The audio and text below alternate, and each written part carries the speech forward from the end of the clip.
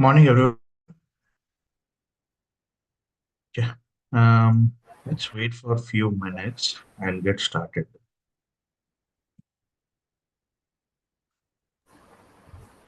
Good morning, sir. So I have passed the recording. So when you start, please start the Sure, recording. Yeah. sure, Thank sure. you, I'll sir. do that. Yeah. Thank you, sir.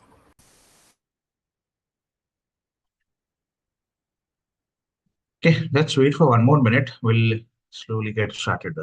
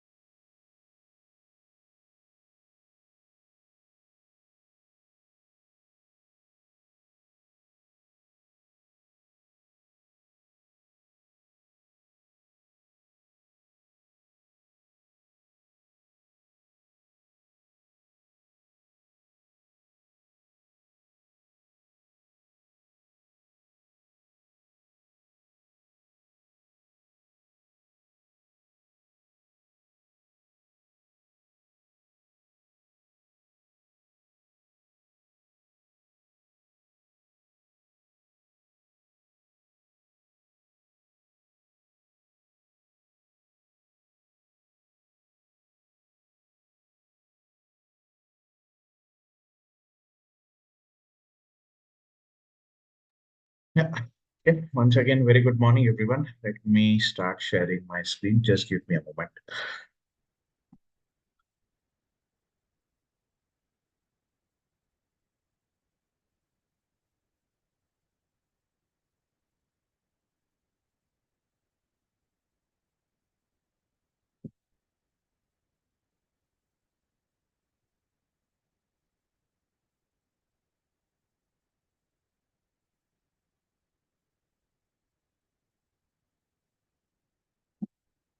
Okay. So just to continue with yesterday's discussion, or just to go back and rewind what we discussed yesterday and how do we what is the exact hierarchy of information, hierarchy of data which flows in the cloud. We'll try to again recap it um, in few minutes, and then maybe we will jump to the Azure Data Factory. What is Azure Data Factory? How do you correlate the data factory? What all components are there? We'll try to discuss that more specifically in this session. So maybe just to go back and recall, whenever you have to activate any specific cloud, maybe you want to use any specific services from a cloud, irrespective of whatever cloud you're using, not only in Azure, for all the clouds, we always start that with first, which is the first level of hierarchy, is nothing but your subscription, right? It's a subscription. So a person, an individual can have more than one subscription access. Minimum one subscription is required, right? And he can have more than one access, right? More than one. So it could be more than one subscriptions. So the second level of access after subscription is your resource group. So I'll keep it to short form, RGs, resource groups, right? So one subscription can have many resource groups, right? One subscription can have many resource groups. That is how the hierarchy is. And one resource group, again, the third level of hierarchy is your individual resources or services, right? So I'll keep it to resources, or at times these are also called as services. So one resource group can have multiple services in it. One resource group can have multiple services in it. That's how the original hierarchy, that's how the original flow of information is in any specific cloud. So we can move one resource to one RG to different RG, maybe from one RG to different RG. We can move, one resource group from one subscription to different subscription. And there is a possibility that you can move one subscription from one domain to different domain as well, right? Unless that domain block is not, that specific block is by default there. If it is enabled, that unblock is enabled, then you can move from one domain to different domain also. The same subscription, whatever is present in that subscription, can be moved from one domain to different domain as well. Domain in the sense, maybe from KSR consultant services, that specific email domain to different specific domain, right? You can move it to even that feasibility is there. So in these three levels, we have three different accesses also. So if you give access at subscription level, anything under subscription will be fully given, fully accessible to that person if you give access at subscription level. If you give access at resource group level, he may not be able to check what subscription it is. Only he can see that, okay, this resource group belongs to this subscription, but he'll not be able to access all the resource groups, only the RG which he has been given access to. And at the last, individual service or resource level access are present. So accesses are given at three different levels, depending on which is the best fit for that particular individual, right? So we have to identify.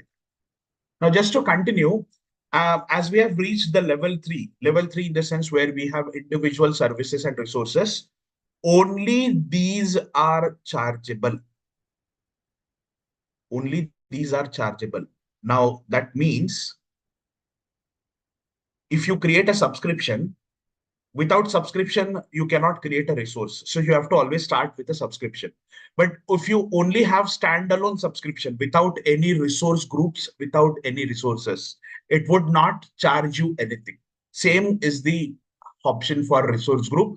These two, first level and second level, are purely non-chargeable.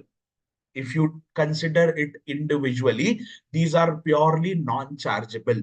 Only the resources and services which are part of one RG and that resource group which is part of one subscription, in that case, it will charge you for these resources or services depending on your usage, right? See, the billing type is called as pay as you use or pay as you go. This is the most commonly used billing type in all the clouds. The usage is more, the consumption is more. In that case, the billing will also increase. If the usage is less and the consumption is less, the billing will also be stable. That's how the information, or that's how the charges occur. Now, let's start with a service called as ADF. Now, with this ADF, there will be many other services which we would be parallelly going through. It is not that only ADF we will be discussing, because ADF is primarily used for ETL. ADF is primarily used for ETL. Now, what is ETL? Let's first understand that, and then maybe we will jump back to ADF. Right, so let me first explain how ETL works, exactly ETL works.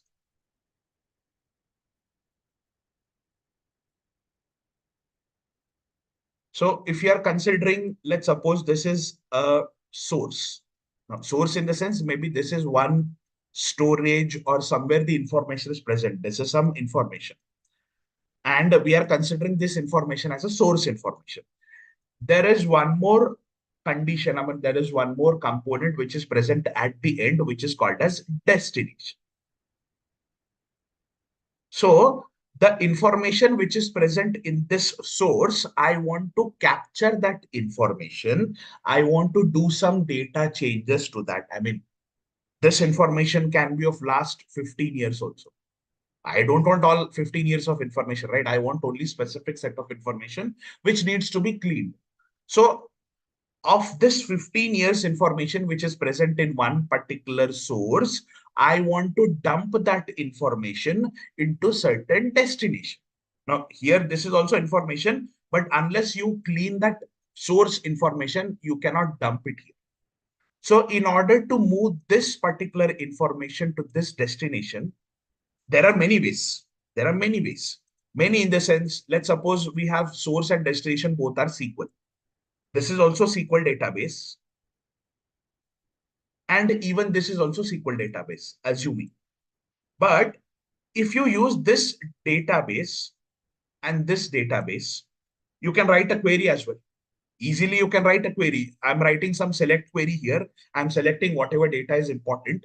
But in order to write that select query, you need to have read access to the database. You need to have read access to the database. Okay.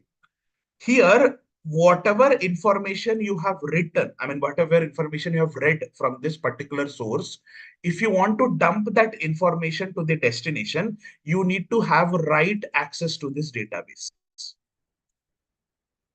Now, in this database, okay, you may have write access, but at some point of time, whatever information, whatever script you have written, that select statement, what filter conditions you have written, which you want to read from source and which you want to dump it to destination, every time you have to run that query again and again.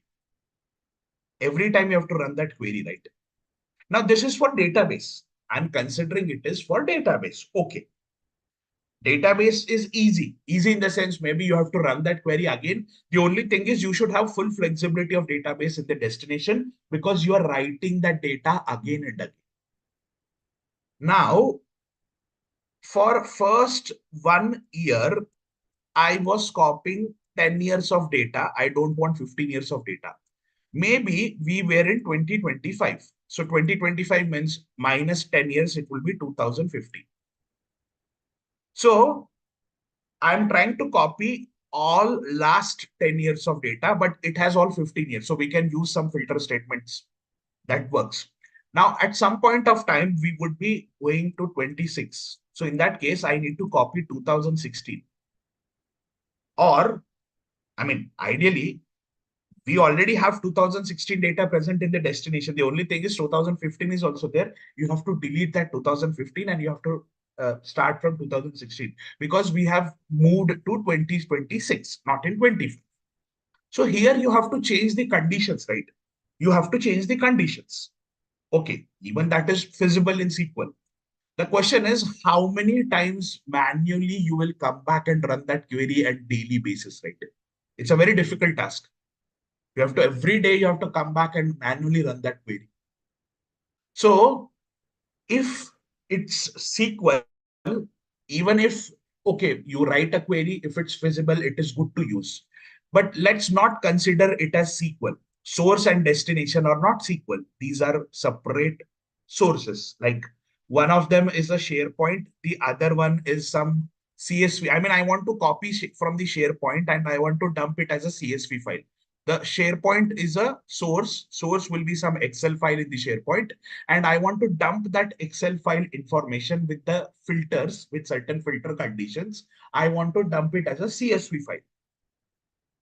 Now, in that case, you have to manually check that Excel file, manually extract that data, and manually dump that data to a CSV file, which is a time-consuming task, right? So wherever you feel that I want to copy certain data from a particular source or a particular maybe storage or somewhere it is kept, I want to copy it, you have to put a lot of manual effort.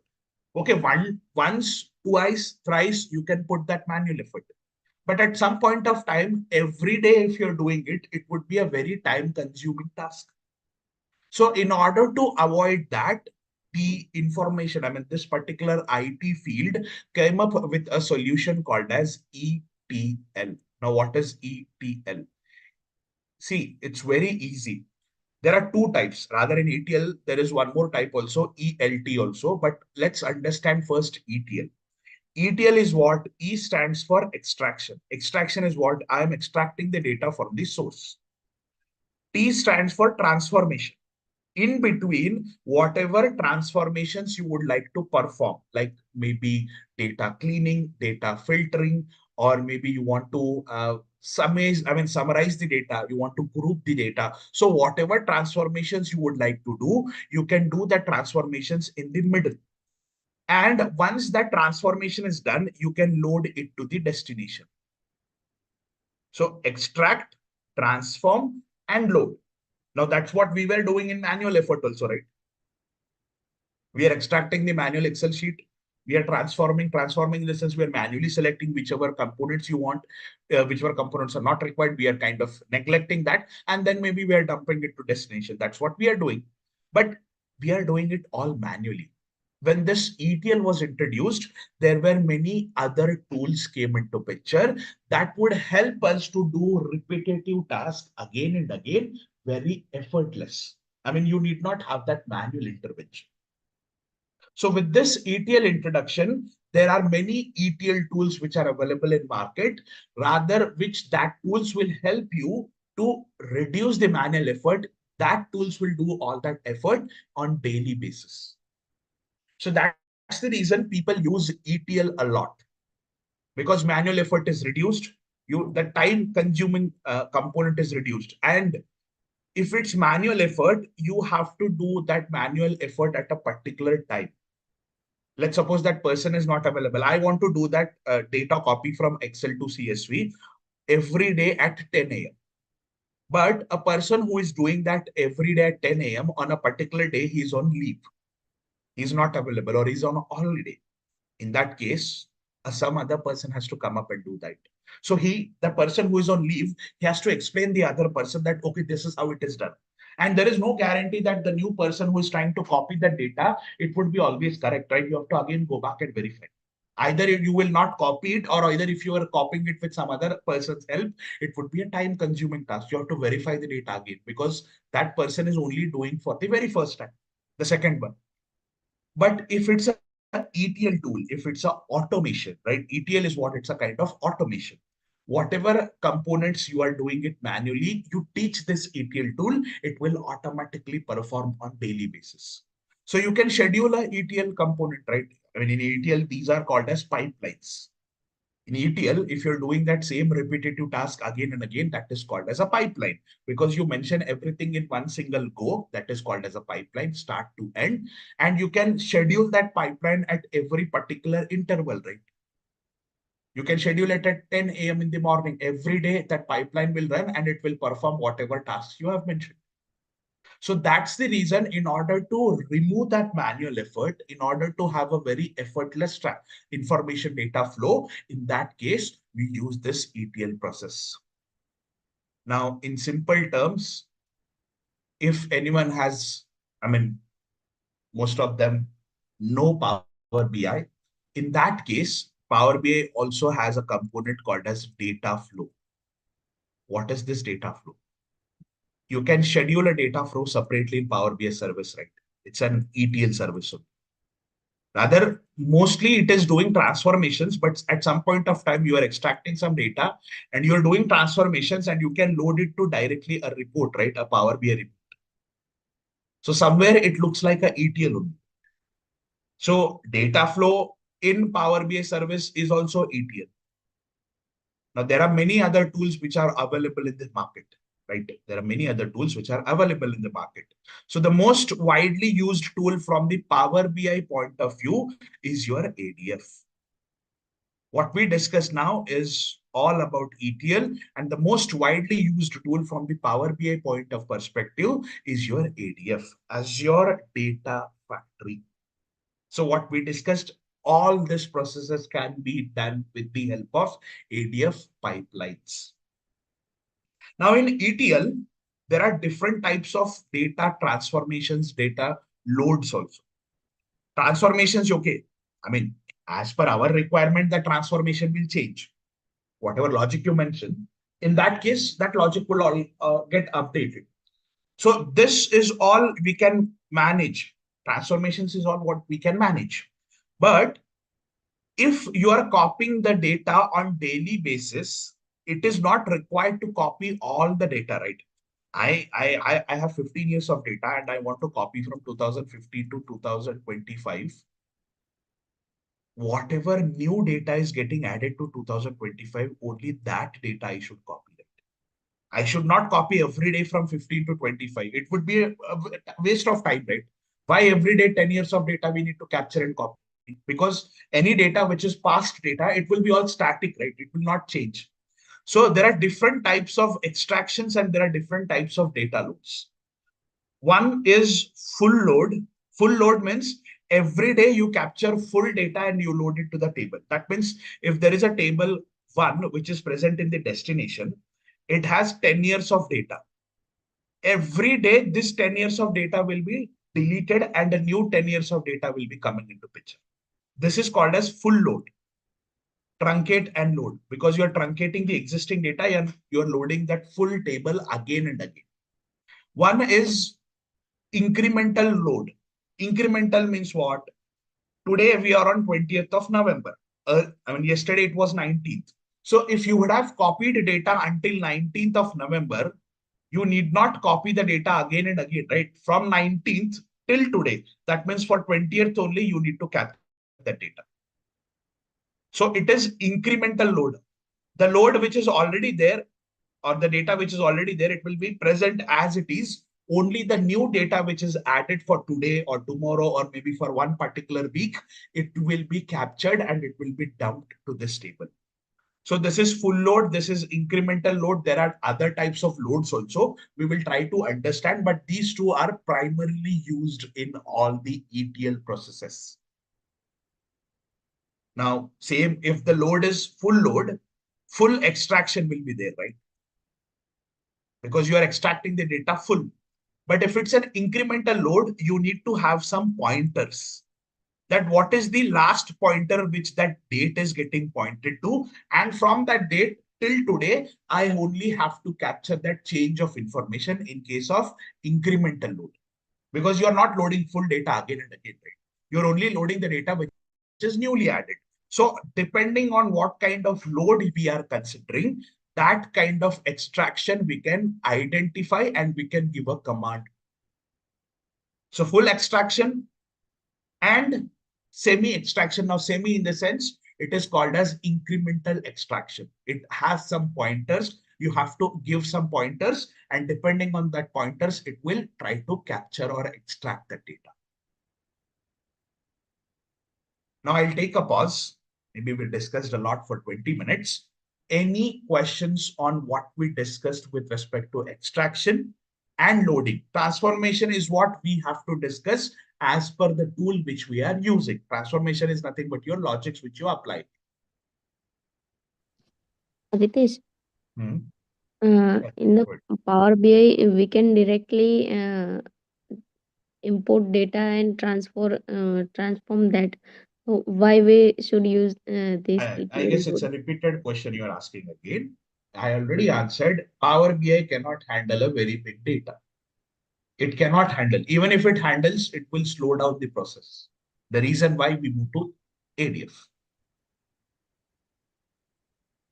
It cannot handle a very large chunk of data, right? Power BI's primary aim is to work on visuals.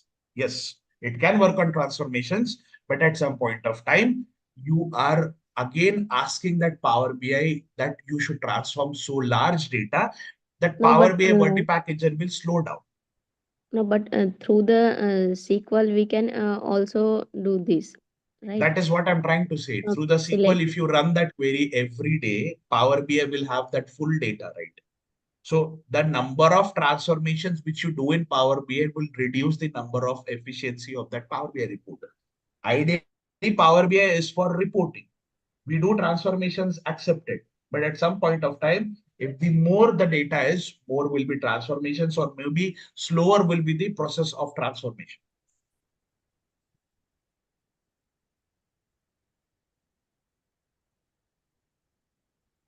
Ritesh, Yeah, Jayant, go ahead. I used to import 10 different queries, direct queries. So at the ninth query, at some point, every query had less than 10 columns and 3 rows. At ninth query, it used to stop. Okay. So is that high load factor there? It is not a high load factor. I mean, you're extracting in the sense you're directly connecting it to Power BI. That's how you're doing. Yeah, for every query I used to import. So in that case, what happens is the Power Query or the Vertipack engine goes into a deadlock mode.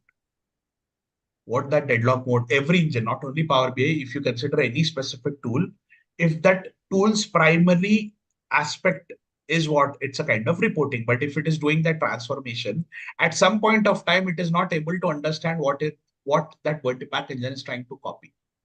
So it is not that at the ninth query only it will go. Some point of time, if your first few queries are very heavy, in the third or fourth query only it will go to the deadlock mode. Deadlock is what? It will go in that circular dependency and it will not able to understand what it is trying to capture. And that is common for all the tools, not only. See, at some point of time, if the data is in terabytes, now in gigabytes, you can manage with the help of ADF. But if the information is in terabytes, even ADF will slow down. In order to replace that, there will be one more new service, which is called as Databricks. Every tool has a limitation. With every limitation, there will be some new aspect which is developed. Right? There was a feature phone. Feature phone had limited options. Then the smartphone came into picture. In smartphone also, there are many updates, right? If you see a smartphone, if you compare a smartphone 10 years back and now, there is a very drastic change. Same happens in the other IT world as well. For every tool, there is a limitation. With that limitation, a new tool comes into picture.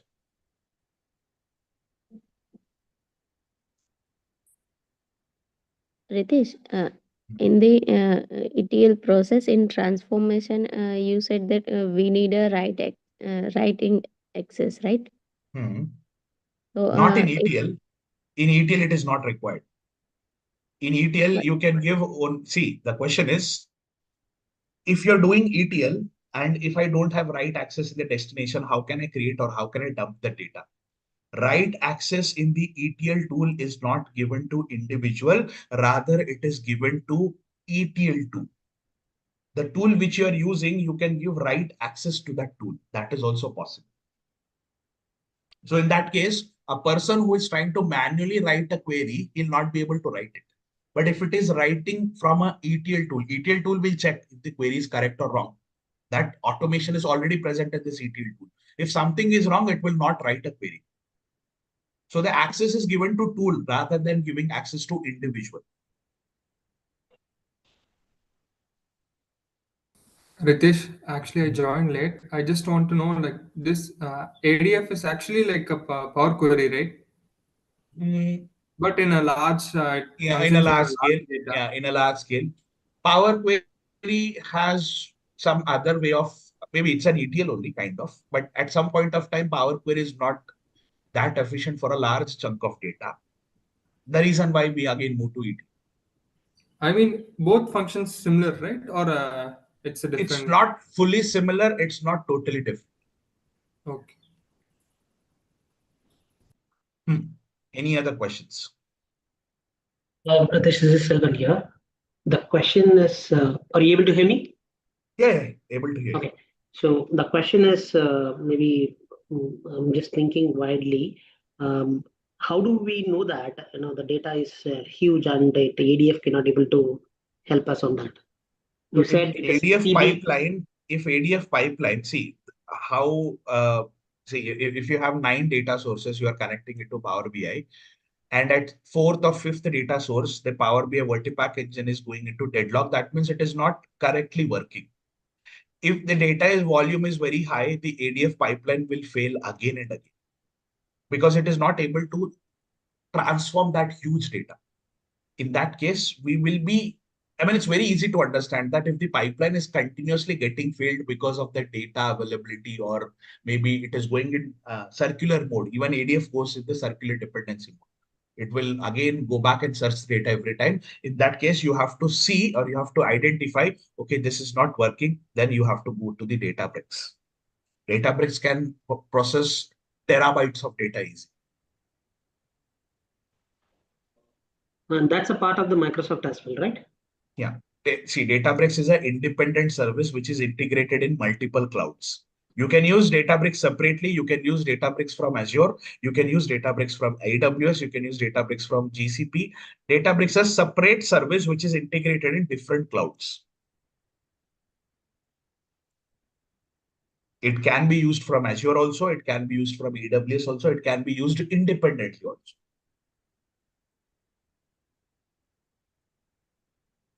Now, some of you will have a question that as a Power BI developer, do we deal with terabytes of data? No, right?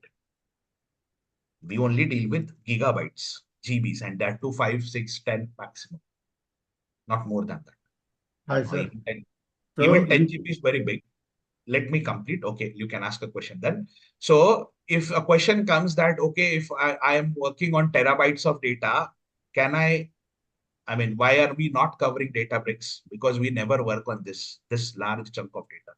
Our aim is to work on reporting more and maybe gigabytes of data. The reason why we use ADF a lot. ADF can easily process gigabytes. There is not a big deal. Again, go ahead. I guess. Question here. Again, Selvan. The thing is, generally when Databricks and all those things comes in for data engineering, right? Probably Yeah. not for the data analyst, right? Yeah, yes, because data engineers work on this terabytes of data transformations on frequent basis. Does that ADF also comes to engineering scope? No, it is a combination of both.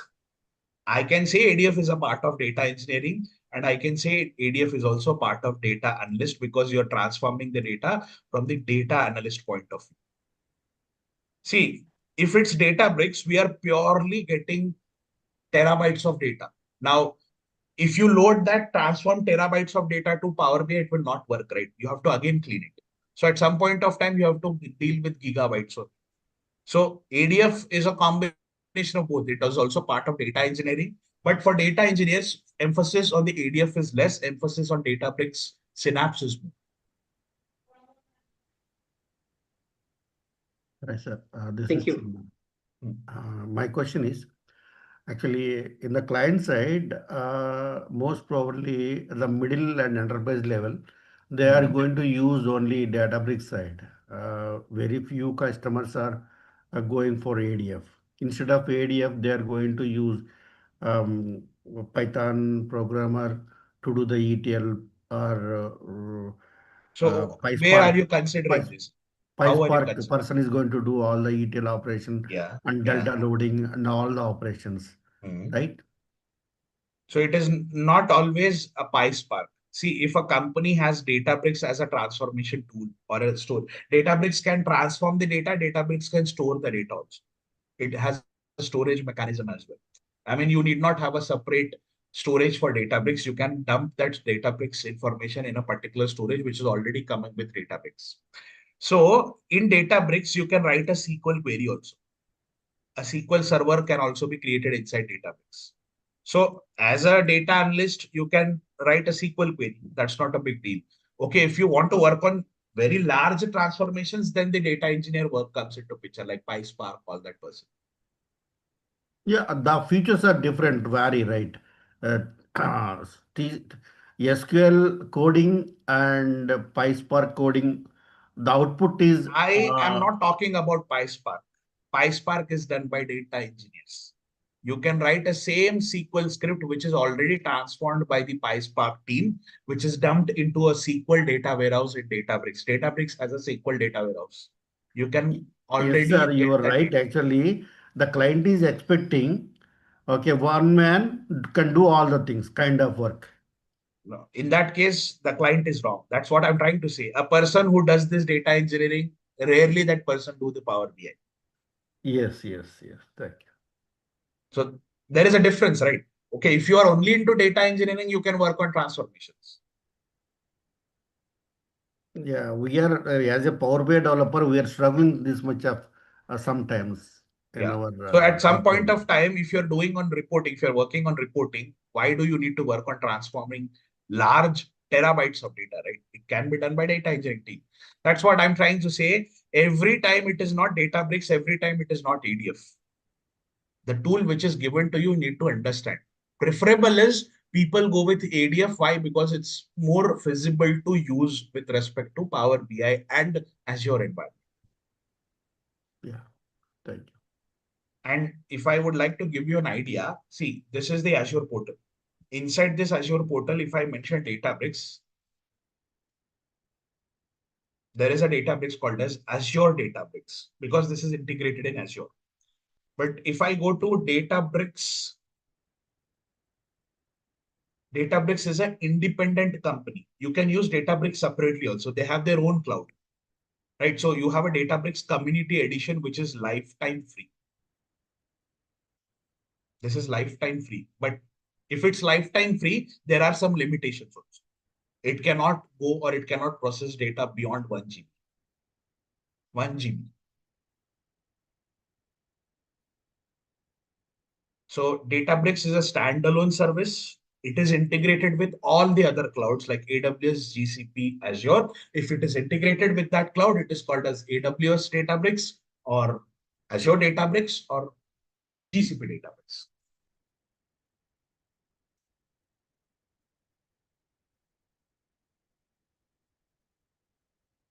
Any other questions on ETL?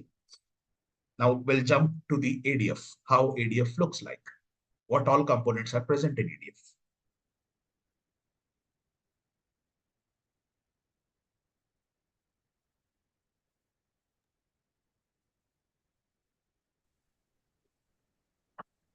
So if you are working in ADF, ADF also has certain components. Like if you're working in database, database has server first.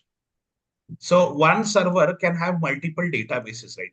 One server can have multiple databases. And one database can have multiple tables in it. Yeah, some question, I guess, Selvan. I'm sorry, I was not on. Sorry. Okay, no worries. So one database can have multiple tables. Rather, before tables, one database can have multiple schemas also, right? Dev schema, QA schema, or production schema. So one database can have multiple schemas. And one schema can have multiple tables in it. And in one table, we can have multiple records. So that's how the information is present in the databases. Similarly, I mean, these are all called as components of database, right? Server is one component, database is one component, schema is one component. Inside that schema, these are all components of that. I mean, where you store the information, all tables and records will come into picture.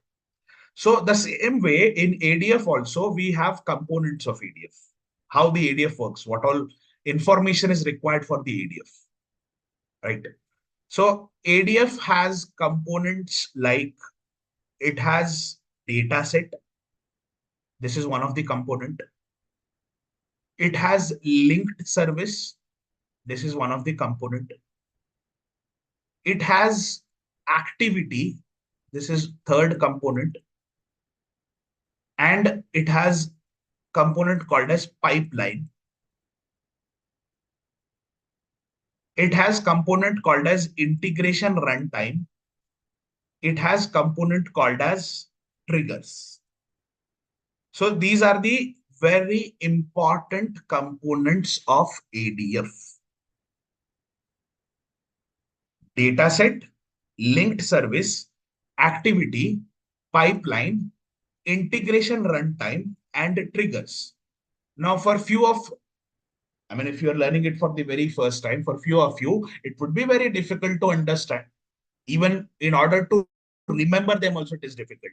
But once you start using, only then you will be able to grasp. Day 1, day 2, day 3, no, it is not able to easily grasp because these are all kind of high level discussions or high level information which we're discussing. You have to take some time and you have to understand what these components do. So it will take some time. Data set, linked service, activity, pipeline, integration runtime, and triggers. These are the 6 important components of ADF. Now, what every component does, right? How every component work, or where are these components used? Let's try to understand.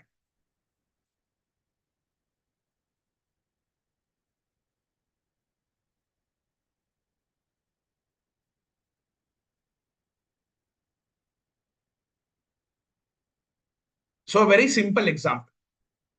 I'm a person. I stay, maybe what I want is I'm staying in my house. When I have a good house, I'm staying in my house, and I have 2 cupboards. This is cupboard 1 and this is cupboard 2.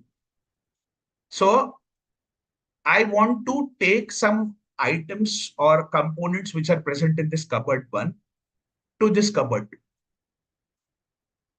Now, what items you want or what components you want, you will go back and search, right? You are manually doing it, you're picking that, and you're dumping, or you're taking back to cupboard 2. You're moving from cupboard 1 to cupboard 2. So if you're moving from this cupboard, I mean, if you're visiting this cupboard 1, this cupboard will have a key, right? It will have a key. Only when if you use a key, or maybe if there is a locker mechanism, you have to mention that locker, right? 4-digit key. Only then this cupboard will open. Right? So how do you connect to this cupboard via key? And you take that whatever components you want, you move that component from this to this. And if you want to keep that components in cupboard 2 also, there will be a key. Key can be a normal key also, key can be some password also, right? Nowadays, automated cupboards, many advanced technologies are coming. So end of the day, what is key? It is a security mechanism to connect C2. And what is a key in key C1? It is a security mechanism to open or connect the C1. So let's consider this same example in ADF. How do you relate components in ADF? Same mechanism. I'll be using that same mechanism. How do you relate this in ADF? I want to move some data from C1 to C2. C1 is what? Cupboard 1, which is source. C2 is what? It's a cupboard 2, which is a destination. Right? So this is source. This is destination. Now, whenever you want to move from source to destination, you have to create a long component, or it's a very long process. Long in the sense what? You are taking the information, you are processing from source to destination. So from source to destination, this all process is kept in a component called as pipeline. This is called as pipeline. Whatever you are mentioning between source and destination is called as a pipeline. First component. Second is what? Whenever you are trying to connect to source,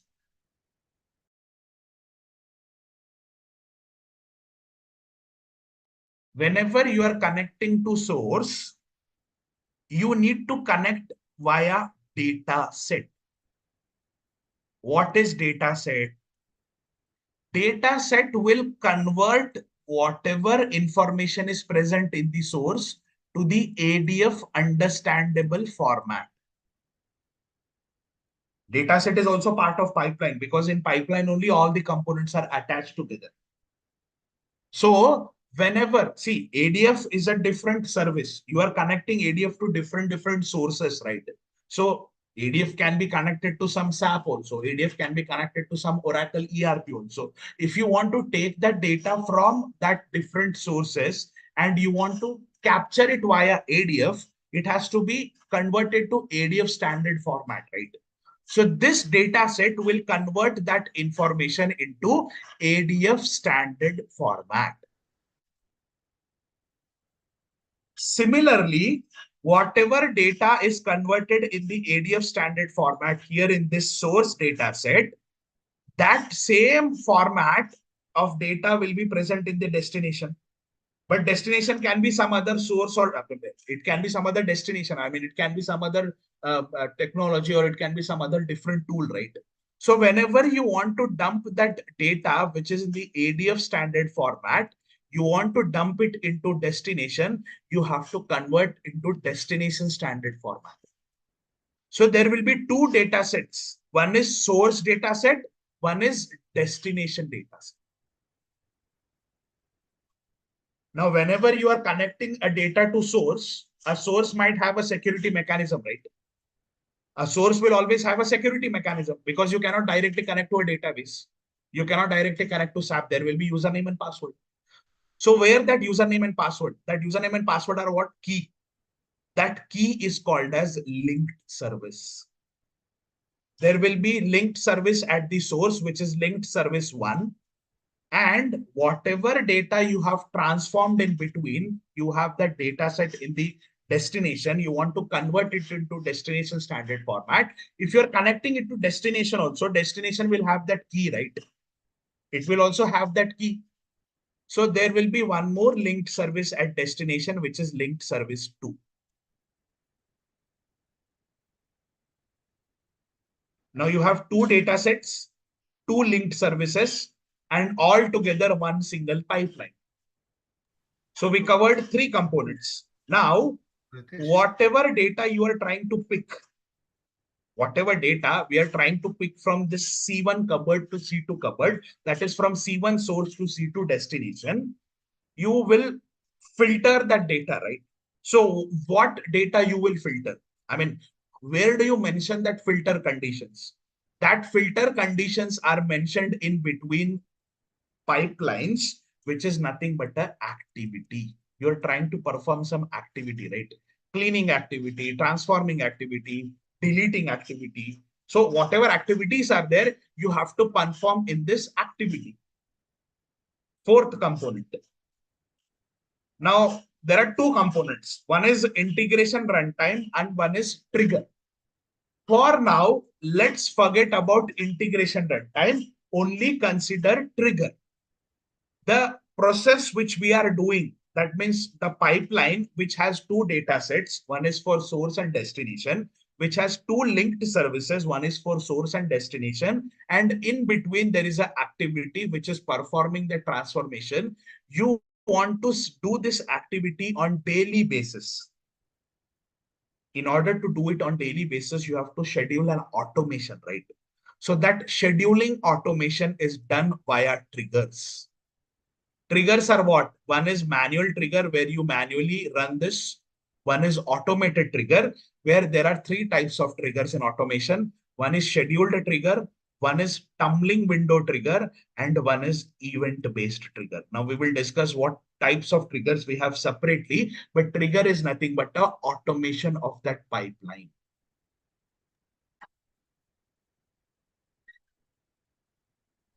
Now I'll take a pause. Any questions on the explanation which I have given? Let's not understand what is trigger. Let's not ask a question that what is integration runtime, because it is not required now. But have you understood what is source data set? What is source linked service? What is source? I mean, what is destination data set? What is destination linked service? What is an activity in between? How a pipeline looks like, because it is a combination of all these components, and trigger is nothing but the automation of a pipeline. Now, one small question: since ADF is nothing just a bridge between source and destination. So, meanwhile, when it picks data from the source, does it have some temporary memory where it keeps the data and do all the cleaning thing, or is there some other component or storage kind of things are involved there also in between? Data set. Whatever data you manage within the ADF, it all stays with the data set. If it is from the source side, it will say with the source data set. Once you transform that data, that will be dumped to the destination data set. And that information will be dumped to the destination. That's what data set manages the data. ADF picks the data from the source. Then Yes. ADF keeps this data with itself only. So for keeping with that source data set. See, while transformation, it will keep it with itself. At some point of time, you have to dump it to destination, right? Okay. While transforming, it is within the ADF. After you transform, it will go back to the destination, right? That's the reason they have 2 data sets. One, what you take from source. So whatever you're taking from source, that source data set will go to the activity. Activity will perform whatever transformation it has to do, and it will take it to the destination data set. From destination data set, it will go to the destination. Data set will store the data also, and it will store as per ADF standard form. Data set is not only to convert the data as per ADF standard, it will also store, right? My question was this: does ADF have some temporary storage? That's what I'm trying to say. If ADF processes that data, it will take it in a data set. It is a temporary storage. You can call whatever name you can give it. But ADF will process that data. It will not store permanently. It will capture, process, dump it. That's it.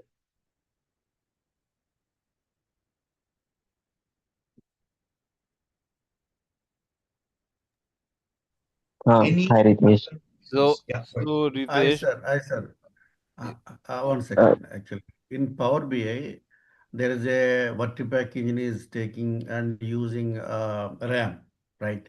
So like that, in an ADF, they are no, doing some there activity won't be and any RAM. oh, It is just a cloud. yeah, as a cloud also, somewhere it is storing, right? So For that's the what I'm trying processing to part. say. If you are, see, any application which is running in the background, it requires storage. It's a very common question. Rather, it's a very silly question. The thing is, if ADF is processing via data set, it will store in the data set. ADF will occupy a storage at some point of time, but occupy in the sense what? Until the data is within the ADF. If it is processing done, if that processing is done, the data will be dumped to the destination. And ADF will not have only one pipeline, right? It may have thousands of pipelines. So for every pipeline, you create a separate temporary storage. You can assume what you are calling now as a data set. Sir, my question is Power BI using ADLS, right? The storage temporarily, storage part.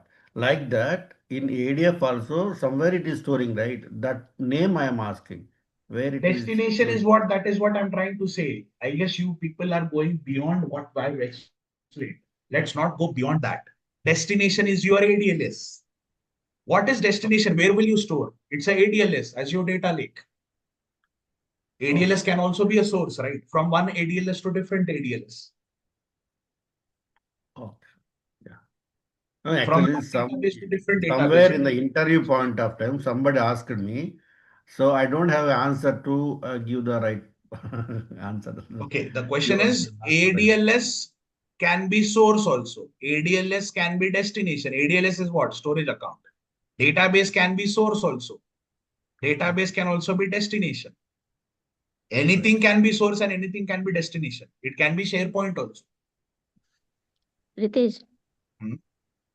if we extract data from a software as a service, we transform it, and where it will be a, destination. Again, the software as a service, or It can that be anything. Azure. It can be anything.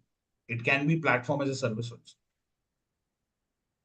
If you're Means, extracting data from WhatsApp, WhatsApp is a software as a service. You can extract that data and you can Mhm. dump it to some other engine or some other platform as a service, whichever service you would like to use. Okay, then after transforming, it will provide us option to that where we want to Yeah, dump that's that what the data. destination is, right? I have just taken the name source and destination. It can be anything. Source can be anything, No, but destination can be anything. no, but ADF provide us a option to select that here we want to dump our data, or it will See, whatever automatically. ADF has an option, we can dump it to that particular options or that particular destinations. It means it will again dump to the WhatsApp, right? If you want, you can. If there is an option, you can dump it to WhatsApp. If you're taking it as a That, source, you that, can that dump it is to what WhatsApp. I am asking. That ADF give us option to select that here we want to dump our So, data. see, I have mentioned a destination. I am not mentioning that it is always a WhatsApp. It can be anything. That is what I'm trying to say. No, but I am asking that it will automatically dump, or No, it will it not will ask to automatically dump. us. You will have to Okay. justify. You have to select that this is a source, mention username and password, capture that data in source data set, transform, dump it into destination data set, and it will take that linked service, which is nothing but the destination linked service that I want to dump it here. You have to give that option. You have to train that pipeline that this is what I would like to do. Okay. Hi, Ritesh. Hey, Shiva, go ahead. Ritesh, could you please explain linked service in a short form once again? Okay. Linked Yeah. service in short form, if you're connecting to any source or destination, you cannot directly connect. You may not be the owner of that source. You may not be owner of the destination, right? It can be owned by some other team or some other project also. But you are accessing there. As a Power BI developer, our right is to access data from any different source, capture it, and dump it to our destination. Destination can be ours at some point of time. But for every source and destination, for every application, there is a security mechanism. Right? For databases, you have username and password. For storage account, you have account keys. So if you take any other example, also any other tool, there are some security mechanism. That security mechanism is kept in the linked service. Linked service is what? It is linking the source to the source data set in the ADF. Source is outside the ADF, but data set is within the ADF. So it is linking, it is trying to connect with the help of that security mechanism. So same happens with the destination, right?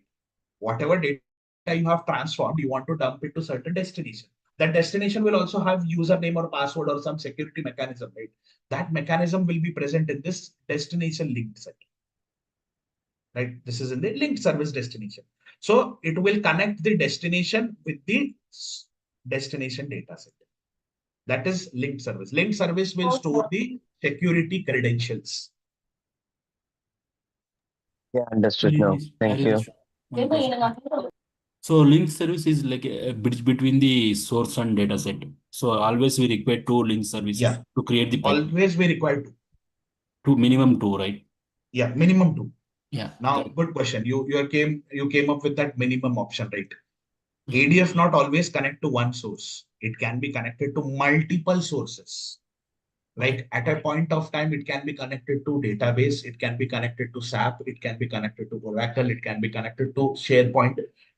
You can have multiple sources. More the sources, more the data sets, more will be the linked services. So like Power BI, we use gateway like that. It link service we use. Yes. Okay. Thanks.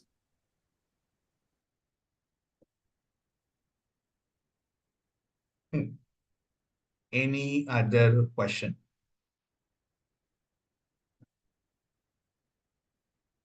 Now there is one component which I will explain it. 99%, and I'm sure that most of you will have a question, but still, it's a part and parcel of ADF. We will discuss it separately going further. For now, I'll just explain just to make sure that all the components are explained here. What is integration runtime? Integration runtime at some point of time, you might feel it is like linked service. No, it is not a linked service.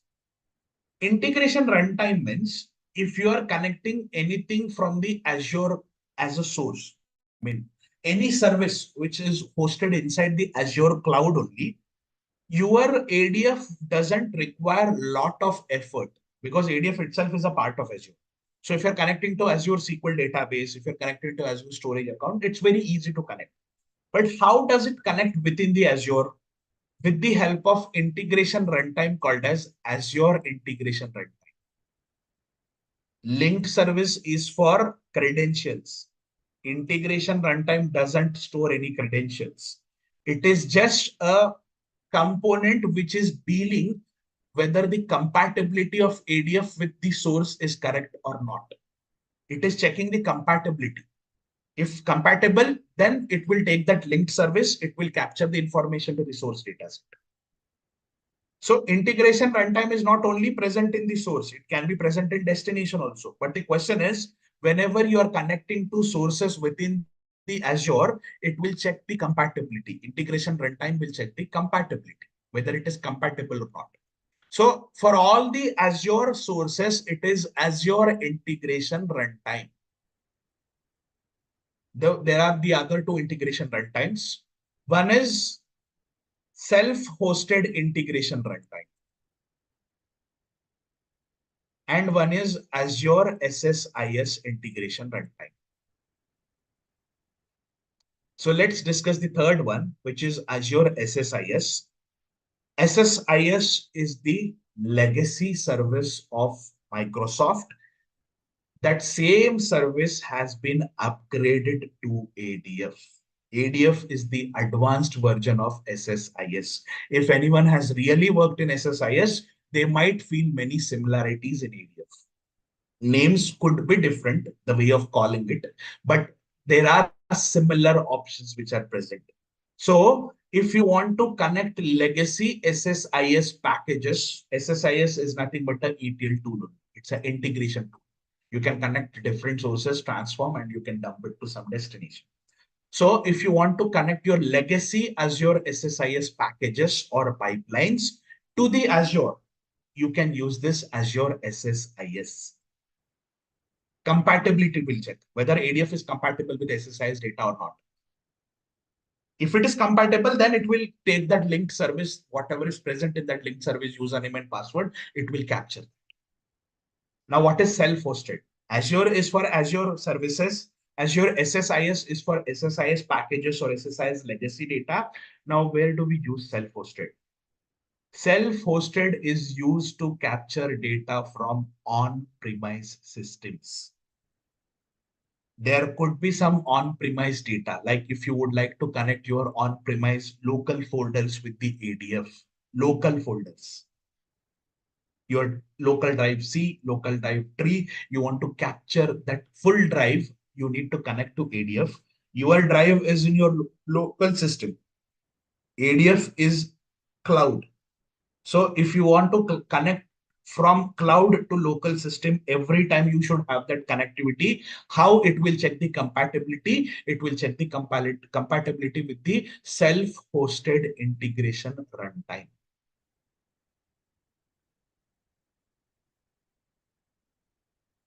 So 3 integration runtimes. You might feel it looks like, or it is similar like linked service. No. Prior to linked service, this integration runtime will check the compatibility, if that source is connectable or not. If it is Azure, by default, it will take Azure integration runtime. If it is Azure SSIS, in Azure SSIS, you have to create a separate small integration runtime. It's very easy to create. Mention the SSIS information there, these SSIS package name, everything. And then the linked service will go back and check whether it okay, I can connect or not. So integration runtime is the first one which is going and checking, okay, if it is compatible or not. If it is compatible, then linked service will go back and check that data with that username, password, whatever credentials are mentioned in that.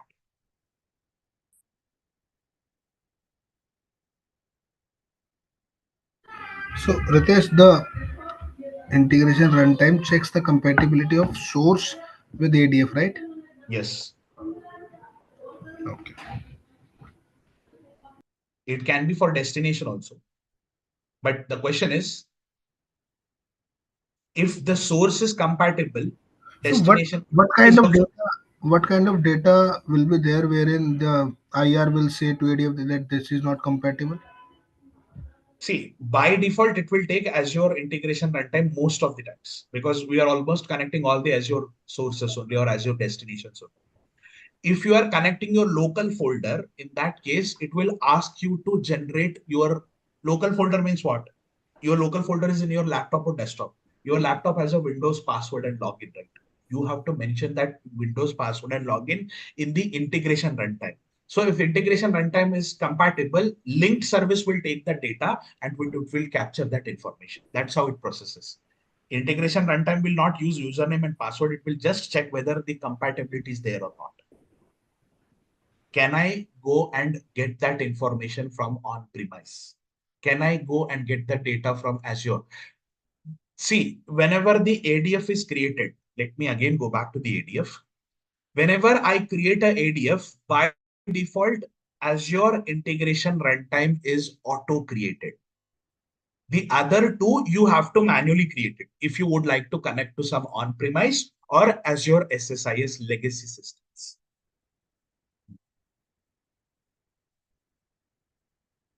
Let this open. Nitesh, one question. So if you're connecting into like a SQL or any other cloud, Snowflakes or this AWS, then we'll go for self or Azure. Self only. No. If you're connecting on premise, we go with self. If you're connecting with any Azures, it will be Azure. If it is Anything within AWS the or Azure, Snowflake? Snowflake, if it is based out of Azure, it will be Azure only. If Snowflake is outside the Azure portal, then it has to be you have to give a description that where is it? Is it placed in some cloud? That Snowflake server is somewhere placed in your local system. Most of the times it would be Azure. Even if it is outside the Azure also, it will ask you, okay, can you make that Snowflake compatible with Azure cloud? It will assume that and it will capture it. Self-hosted is only for your local systems, only for.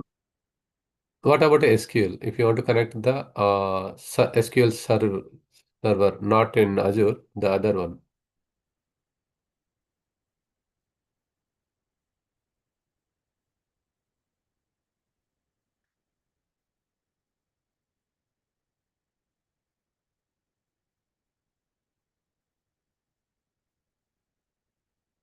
Bin delete option is there. Why? Because I have manually created this self-hosted integration. I have manually created it. So if you would like to use default, which is your Azure, it can connect to some different clouds also at some point of time. Right? If you go back and maybe there is a data set.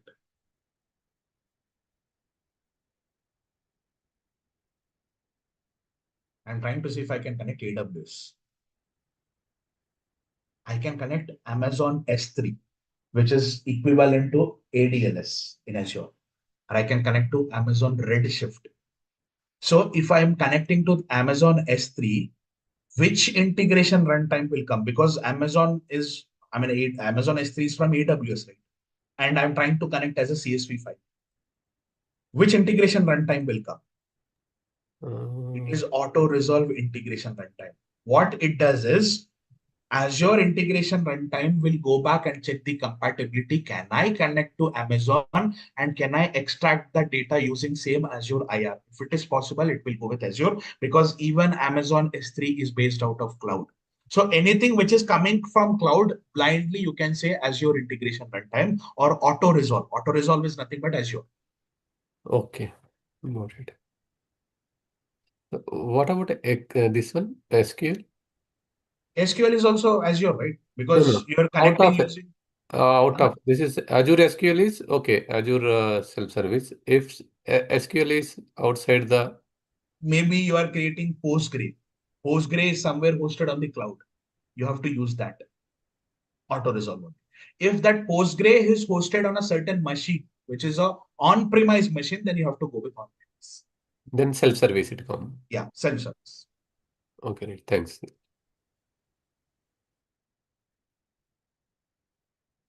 Any other questions on what we discussed? Integration runtime, I'll take a separate session, maybe for 30 minutes. Then you will get more clarity on that. But for now, if you understood, well and good. Ritesh, for that Microsoft SQL Server, then how it will be like integration runtime or that self-service? Think if it's a Microsoft SQL Server, where do I create that Microsoft SQL Server? No, but in the SQL class, we created like. That is not our Microsoft SQL. That is MySQL. MySQL is different. Oh, yeah, that MySQL. If you want to connect to MySQL, it will be self-hosted because you are having server on your local system. MySQL server on your local system. So can you demonstrate one example, like either We will be CSV, discussing that. Excel, or. See, the question is, we will be discussing that in EDF once we proceed. If you are expecting everything in day one, that's different. We will be going through that. The reason why I have created self-hosted is to connect your MySQL server. I already have that self-hosted integration runtime, right? So that I've created for MySQL. If I would like to connect MySQL database, which is hosted on your local system, you can connect using self-hosted.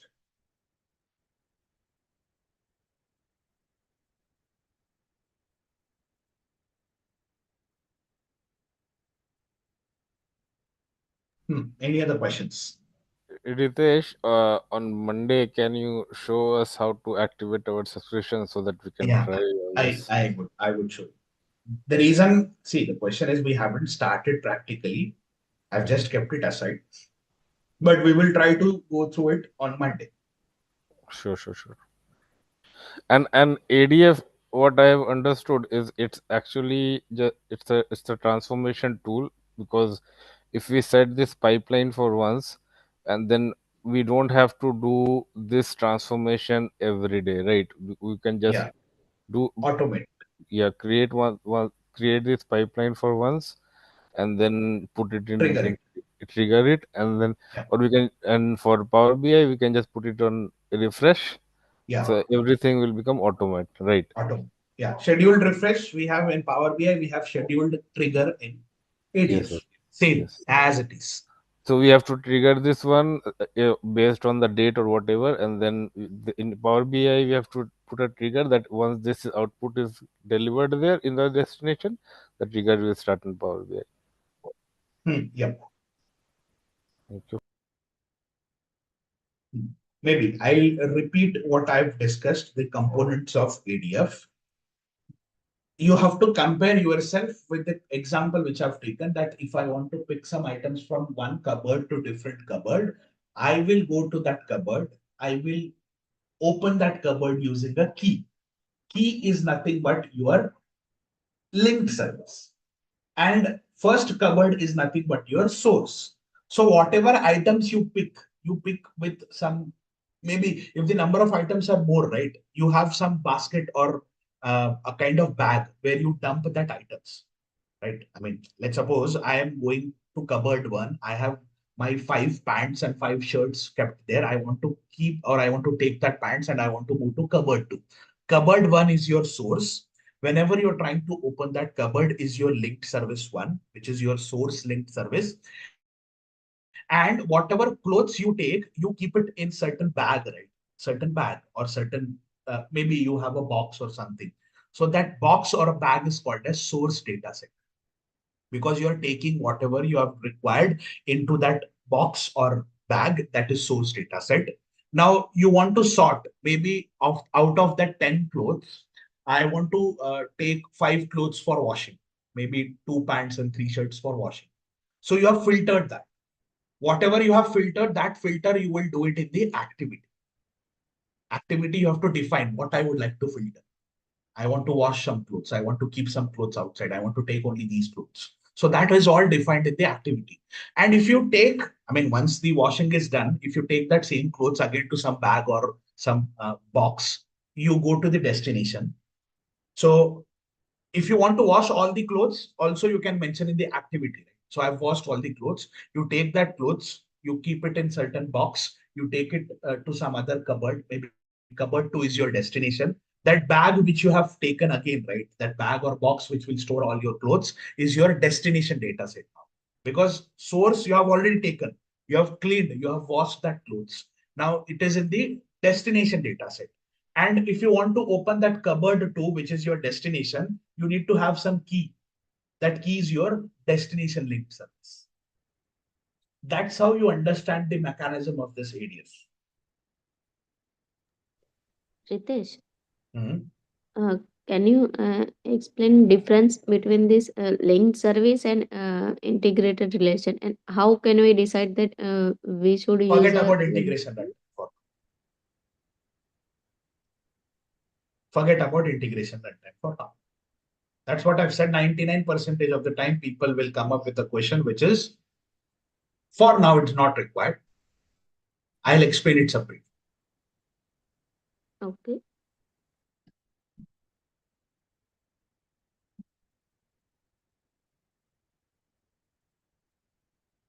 Any other questions?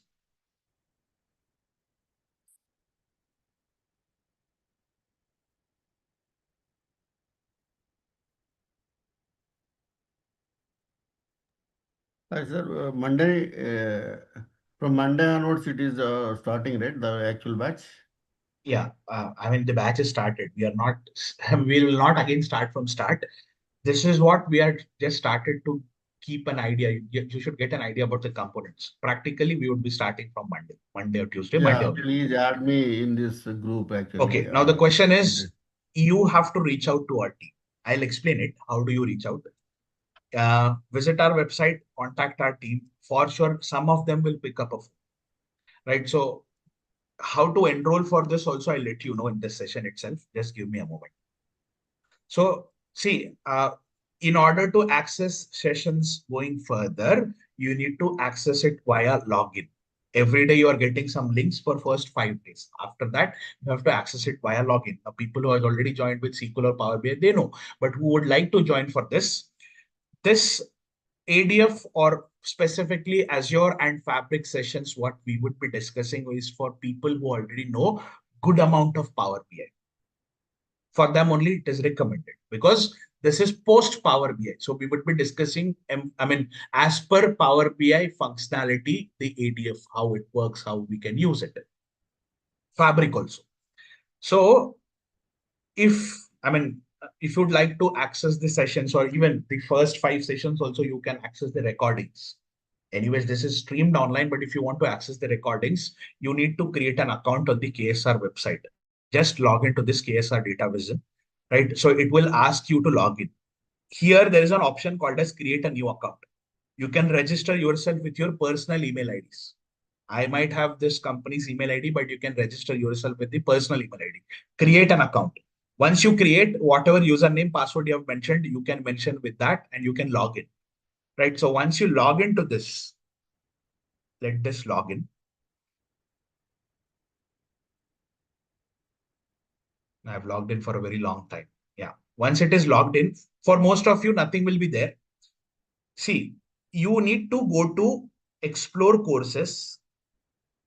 It would open a new tab. In explore courses, you go to free sessions. In this free sessions, you will have options here. Now, the second line, first one, Azure MS Fabric for Power BI. Click on this. You have an option called as enroll. Now I'm already enrolled. You will get an option called as enroll. So once you enroll, you will get an option called as access. For first 5 sessions also, if you want to access the recordings, right? It will be enrolled and you will be coming here where you can see the brochure, what we will be discussing in Azure. Everything is mentioned, Fabric or Azure. And if you go to class records, you are in the lessons option. You go to class records. You can see first 3 days recordings, view recording, and what I've discussed also I've mentioned in the topics. So today's is still live. After 30 minutes closing this session, you can view the recording also. From Monday onwards, you have to do the same thing. Once you enroll, a full course will be added to your bucket. You can enroll, you can go through the same process every day. Log into your website, go to courses, or you can directly view it from the home tab also. In the home tab, you will get icon here, live session going on. You can join now. So this is how you can access your course. Now, how to make a payment? This was in the free courses, right? So you have 2 options. The best one is you can call our team. They will help you. If you would like to access it directly from this particular website, you go to paid sessions. I'm just seeing where is it kept. Yeah, the last one. The last one, there is no icon for it, but you can see the last one. Click on this. It will ask you to buy now. You can make a payment here. There is a payment gateway. You can click on pay now. It would open that payment gateway. How would you like to make a payment? Right? It would open that Razor Pay payment gateway. You have options, whichever payment you would like to select.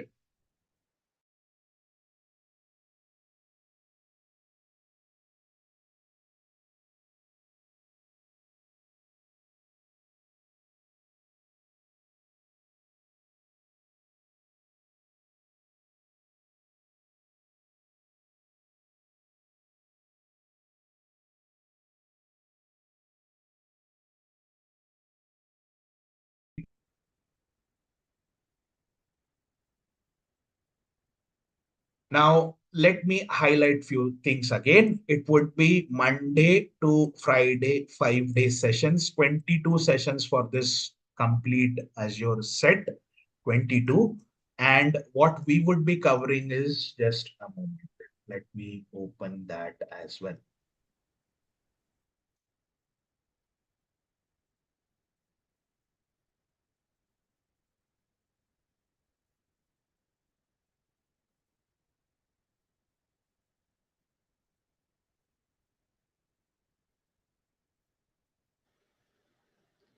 So basically for Azure it is 22 sessions, then Fabric we have a few more No, no, no. sessions. Everything all clubbed in 22 sessions. Okay, so how many days we will be on Fabric? Just give me a moment. Yeah. See, we started with ADF. We have Data Factory in Fabric. Same options are there in Data Factory. Same as it is. So whatever we are discussing standalone, as it is implemented in Fabric, I'll show both of them. If I create a pipeline in ADF, I'll create that same pipeline in Fabric as well. Okay, parallelly you will be showing Parallel. it. Okay. See, Fabric is nothing different than Azure. What Azure. you learn independently, it's a combination of all that components. Yeah. So connecting from different sources, like creating those data flows, you will be explaining parallelly in Fabric, right? Yeah. Yes, yes, yes. Okay. Thank you.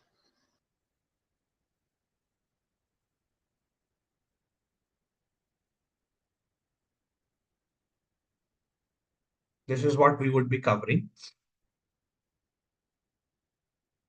Hi, Ritesh. Hey, Deepa. Yeah, go ahead. Ritesh, do we have any specific course like Azure Data Engineering? So, if so, how it Yeah. differs from this data analyst? So, what are the topics additionally we learn in that? The course which you are learning is only with respect to Power BI. This batch is already for Power BI. We are in the third phase. We started with SQL. We completed that. Then we started with Power BI. We completed Power BI. This is the third phase.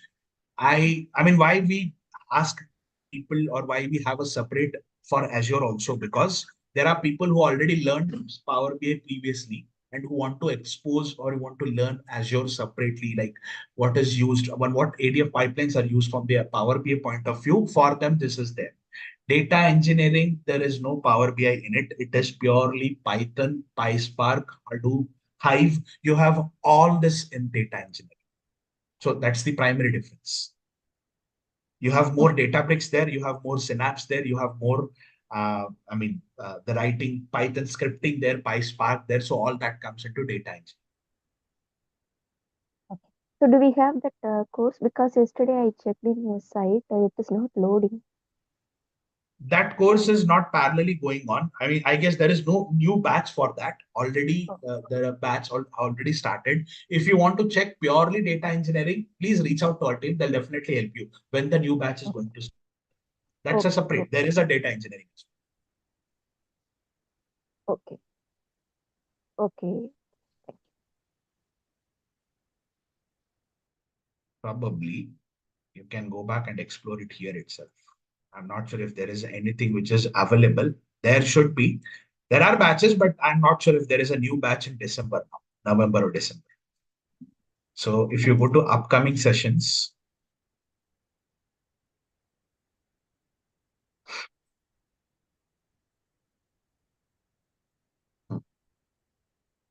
yeah, you have multi-cloud data engineering with data ops. I guess on 27th of November it will start. Still 7 more days. Okay. So this is for data engineering, pure data engineering. There is no Power BI. If you check the icon also, there is no Power BI in it. You can see. I understand. It's PySpark, you have Hadoop, you have Fabric from data engineering point of view. You have GCP also, you have Azure, you have AWS and SQL. So this is from the data engineering point of view. Yeah. So, if we want to switch career from data analyst to data engineering, then this course will be Yeah, suitable. this is good for you. Yeah. Okay. Thank you. Any other questions? Hi, Ritesh. Maybe same question. Hmm. So I'm working as a data analyst and want to switch to data engineering. So is it fine to go directly data engineering or from like this? Um, um, Okay. I'll simplify it for you. Maybe questions would come or questions would stay. It changes from individual to individual. The thing is, if you are, if you want to stay in Power BI, then you have to learn the what we are discussing now. The learn in sense, you have to go through AD of all that stuff. If you want to totally switch from Power BI to purely data engineering, for them, this is there. But there is a difference. This course requires hard coding, complete coding, day one till day end. That means whatever, if it's a 3 months or 4 months, from day one till day end, that means for 120 days, you will be learning coding. Now you have to understand whether I'm fit for this course or not. If you want to switch completely to data engineering, then this is the best fit. okay, first we can go with the full stack Power BI, then we can move to data engineering, you're saying. I'm not saying that way also. The simple thing is, if you want to switch your career completely to data engineering, then go with this course. If you want to stay with Power BI, then the course which we are discussing, that is best fit for you. Okay. If you go with this course here, and the question is, if you already know Power BI, you can still work in Power BI. There's nothing wrong. But if you're going with this course, target for data engineering course. That's what this course suggests. Yes, Ritesh. Ritesh, already I have 9+ years of experience. Hmm. So, if we want to switch career, how is the market for data analyst comparing data engineering? Okay. How Now, many years we can survey like a data analyst? okay. So again, it varies from individual to individual again. But if you have 9 years, 9 good years of experience, you're working all as a reporting only in 9 years. No, Pritish. Actually, I'm field SQL background, field SQL developer. Based on You are my related to project data field. requirement, I'm leading Power BI team also. Okay, very good. So you are related to data field. Maybe I would suggest you already know good amount of SQL. If you really would like to stay with Power BI and learn data engineering, then the one which I am explaining or the one which we are going through, that is good. But if you want to completely switch your career, your focus is more emphasized, is more on the data engineering, go with data engineering. With your experience, with your skill set, if you learn Power BI and ADF, you can expect somewhere around experience into 3.5 minimum package, 3 or 3.5, maybe 9 into 3.5 minimum. I'm talking with respect to Power BI. If you go with data engineering, it could be 4.5 as well. Because in data engineering, there is no reporting, but that would be more data processing. So there is a jump of 1%. That 1% also matters a lot, right? 9 into 4 is 36, but 9 into 5, I'm rounding it to 5, is 45. So there is a gap of 9 to 10 lakhs. That gap you can cover with the data engineering. Okay, understood.